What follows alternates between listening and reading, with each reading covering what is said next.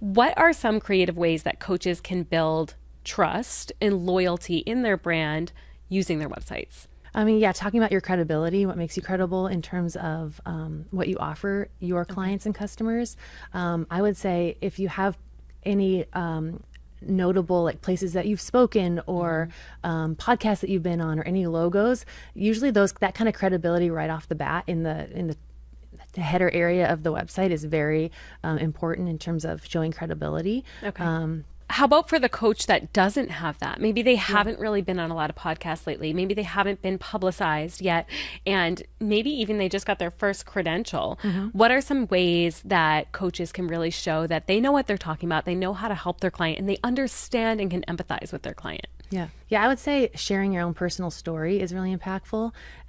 When you are the guide and showing that you've been there before, it really helps people build that trust with you. And then I would also say showing videos, showing yourself, showing your photos. When people get to see that eye-to-eye contact and they realize, oh, there's a really person on the other side of the screen who's been where I've been.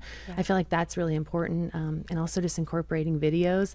I don't think it needs to be high quality these days. Sometimes an iPhone video or like my team loves Video Ask at the very bottom of the website.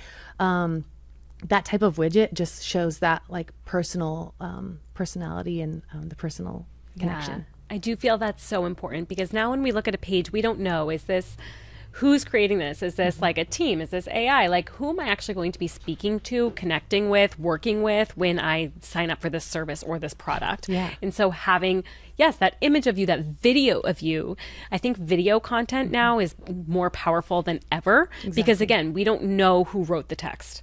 It could be a bot, right? Whereas when you're speaking to the camera, they know that's direct from you. So adding that video on, do you ever have people put videos on their about pages? Yeah, absolutely. Okay. Yeah, sharing the journey.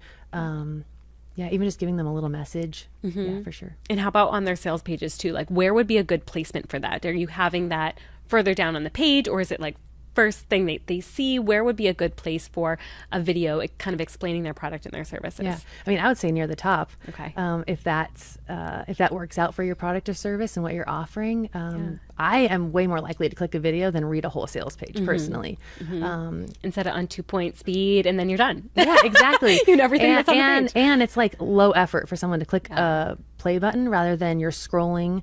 You're actually actively doing something when you're scrolling down the page and consuming content, whereas a video you can just play and hear the person's voice, see this person's face, and get to understand their story and where they've been. And on a platform like Squarespace, because I think a lot of people, they don't want people to leave the website, right, and go to like a YouTube video or something of that nature, but you can just embed it right on the page, correct? Yes, you can embed a pop-up. There's a lot of different ways that you can utilize video in Squarespace.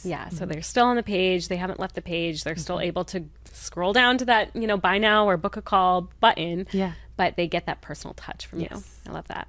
If a coach is feeling overwhelmed getting their website out there, what are just like 2 or 3 things that you would say at the bare minimum, have this on your page? I mean, understand your services, get those services up there.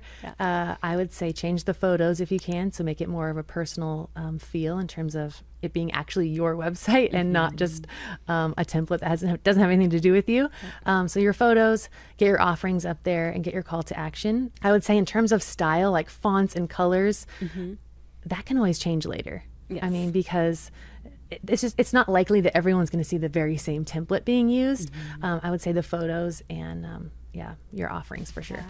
Thank you for watching this short clip. To watch or listen to this episode in its entirety, view the description below. See you next time.